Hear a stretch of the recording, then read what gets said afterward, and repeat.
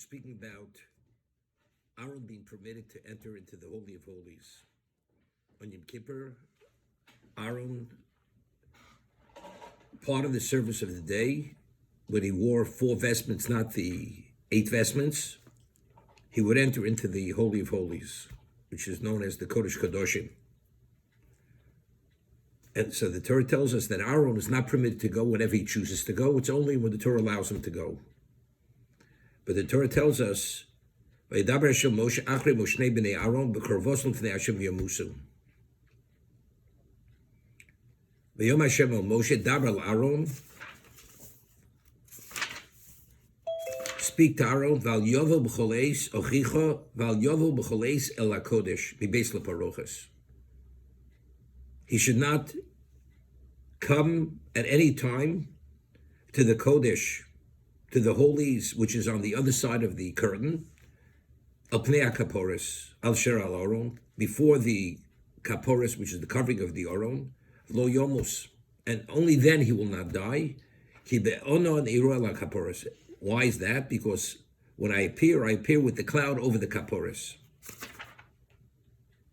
So over here, Rashi says the Torah is juxtaposing the passing of Aaron's children to Aaron not being permitted to go into the Holy of Holies only when the Torah allows him. So Rashi cites Chazal, Mal Talmud Lomar, Reb Elazar ben Azariah Moshel Moshel. So Rashi cites the Midrash. Reb Elazar ben Azariah, he explained it with an allegory. L'chole shenichnas etzel rofe. There was a person who was not well, and he goes to the doctor. Omel al tochal tzonon. Because of your illness, you cannot eat cold food. Al tishkav v'tchav, and you're not permitted to sleep in a damp location. Bo'achav omalo. And another person had a similar illness or condition, and the doctor says to the other person, Al tochal tzonon v'al tishkav v'tchav. Shlotomus keder shemeis ploni. Because if you will, you're not going to abide by my order, you will die as the other person died. Zez zirza yosim in Rishon. So by instructing the second one, by giving him an understanding that if he doesn't follow the doctor's orders, he will die, by giving the example that someone else who did not, he died, he impresses upon the second patient to a greater degree than he impressed upon the first patient, just telling him, you must because you will die. Therefore, the Torah juxtaposes this order to the death of Aaron's children, because they were not permitted to go there, and because they went, they died. So if you go there, you will die. But if he wouldn't have said that, it wouldn't have been as impactful, as impressive upon Aaron, as now that he's given the example. I mean, Aaron himself How could that be? His 2 sons died. No. We're saying that not be impressed upon him that he no. couldn't. No. The Torah is saying this.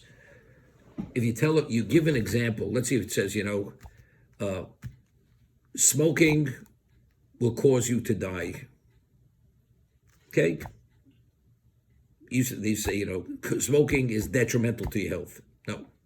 Smoking definitely causes cancer. People will smoke. Let's say a person had a friend who smoked and he died of cancer because he smoked. The person who's considering smoking will take that warning a lot more seriously, because in actuality, he had a friend who died from smoking. So if the Torah would have just said, Aaron, don't go to the Kodesh whenever you choose to go, because you will die, that charge is not enough to impress upon him. I understand, but you never know. Maybe I won't.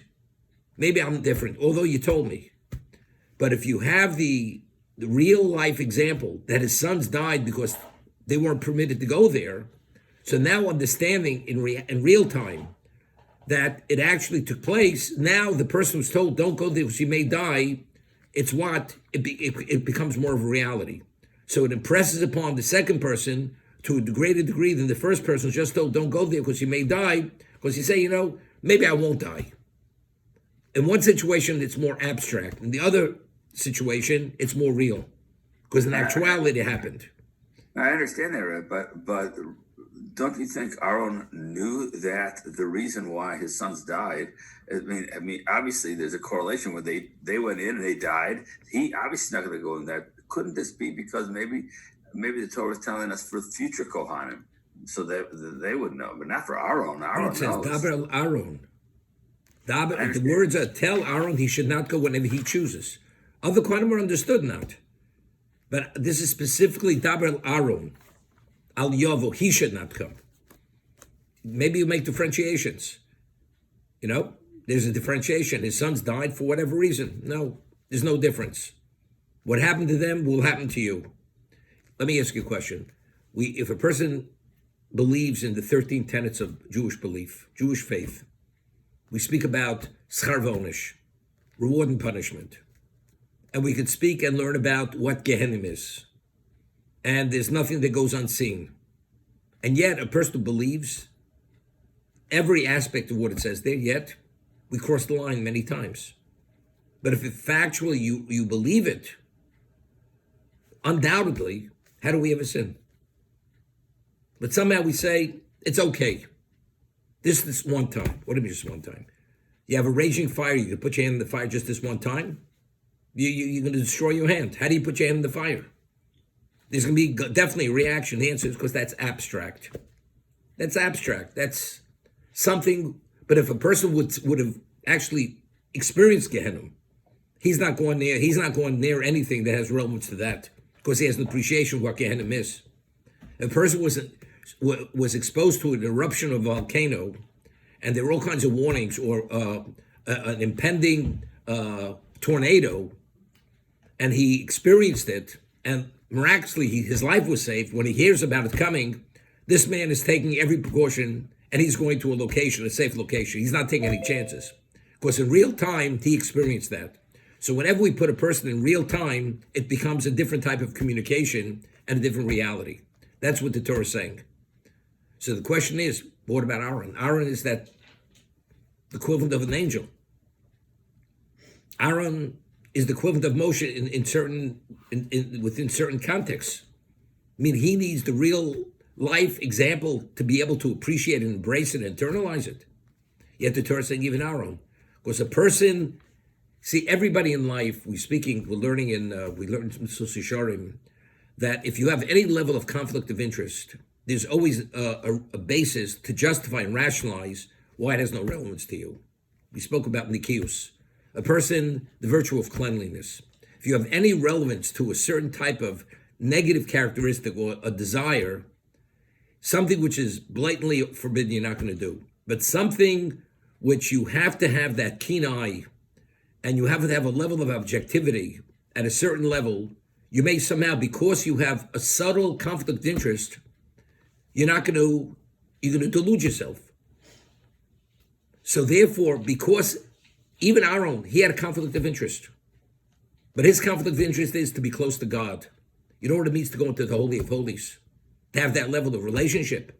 So maybe you could discern between himself and his children. Hashem says, no, as your children died, you go there, you will die. So real time, Hashem is saying, there's no way at any circumstance you could rationalize or justify, regardless how much you want to have that level of relationship, it's only when I tell you to go there. But at a time not to go there, what happened to your children will happen to you. So it's interesting. The conflict of Aaron is a spiritual conflict of interest. We spoke about second Beis Hamikdash, there were over 300 Kohanim Gedolim, 300 high priests. They went, but if 299 went in and didn't come out, I mean, you have to be out of your mind. To go in, you're not coming out. You understand? The conflict of interest was so overwhelming, daughter needs to go into the Holy of Holies. To be exposed to the Shekhinah, I'm willing to take my chance. But let's say you definitely know you will die. 299, every one of them died. Do you think you're not going to die if you're not qualified? Well, maybe there's a difference. Maybe I am more qualified than they were. And people, they delude themselves. Because of that desire, for whatever reason, with them it was honor. It was honor to a degree. Besides the wanting to be exposed and have that relationship, which nobody can have that level of relationship. And even if it happens, it's worthwhile dying for that. So there's always some level of conflict of interest, and therefore you have to be very clear and very emphatic. Under no circumstance you cannot do it. That's the Nikius. We spoke about the Nisim. They were nearly left out regarding the building of the Mishkan. Because they said, let the Jews do what they do, what has to be done, and whatever's lacking, we're going to fill in the gap. And they were nearly left out. And the Torah actually criticizes and the condemned Torah this. And that's when Torah writes the word Nisim, the Yud is deleted. So we asked the question, and Moshe Rabbeinu did not participate in the building of the Mishkan for the same reason.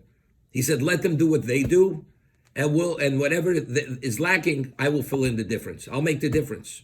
But yet they're criticized and condemned, and Moshe is not. And what do we attribute? Why weren't they immediately? Chazal said mishum atzlus, because they were laid back. They weren't sufficiently motivated. Because if they would have appreciated what it really was, they would have been there immediately. What do you mean? It sounds phenomenal. The tzaddikim, let them do what they have to do. The Torah says, no, that's not it. In reality, if you would have fully appreciated what it means to participate, there's no way or there's no reason that you could give why you're not there immediately. Therefore, it can only be attributed to atzlus, to laziness. So that was the conflict. The conflict is every human being a physical being, there's always an interest of it's me, I don't have to be there immediately. Moshe Rabbeinu, that concept had no relevance to him. Moshe Rabbeinu, who was totally negated to God, the concept of me has no relevance. Therefore, Moshe Rabbeinu said those words. He meant what he said. It was tinged with themselves. So that was the conflict of interest. Rabbi? Therefore, you could appreciate, I just want to mention something. Rabbeinu Yonah says, the Mishnah Pirkei Avos, Aseh l'cho rav uknei l'cho chover. You should make a teacher for yourself, choose a teacher, and acquire a friend. So he says, what do you need both? He says, what a Rebbe could tell a person, because of it, he's a learned person and he's fully proficient and astute in his area, what he says to a person, the person accepts it at a certain level because he's in the know, so to say. But factually, the person himself thinks, the rabbi, he's a holy man. He has a different orientation. If he would know my circumstance, he wouldn't advise me as such. So there's a certain subconscious barrier that a person sets up not to fully embrace what the rabbi teaches him or tells him. The friend is on par with you. You can't say he doesn't understand where I'm coming from. Your friend does understand where you're coming from. So therefore, the friend, he could tell you doing the wrong thing. And you can't say, well, he doesn't understand. If he would understand who I am, he wouldn't tell me I'm doing the wrong thing. The Rebbe being on his pedestal, in his ivory tower, he doesn't understand where I'm coming from. But you can't say the friend doesn't know where I'm coming from. So, but the friend, he's able to rebuff him in a different way, subconsciously. If my friend would really know the halacha properly, he would understand that what I'm doing is not so wrong. But when you have the teacher, where he understands what's so wrong, then you can't in any way dismiss what the Rebbe's telling you. So if you have a combination of the friend and the Rebbe, between the two of them, there's no wiggle room, and therefore you're in a position you have to accept what fact is. But otherwise, at some subconscious level, there's always a way to put that barrier up and reject, say it has no relevance because he doesn't understand or he doesn't appreciate.